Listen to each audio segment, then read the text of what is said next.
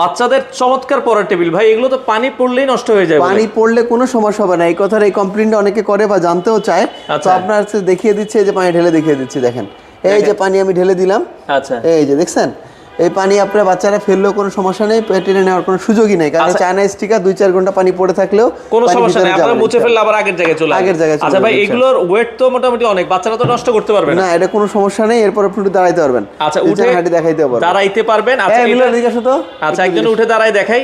তো আমরা এই যে উঠে দাঁড়ায় দেখাই ভাই, পুরোটার উপরে উঠে যান, আমরা একটু দাঁড়ায় দেখাই, উপরেরটাতে ওঠেন। বাচ্চারা যদি লাফালাফিও করে কোনো সমস্যা নাই।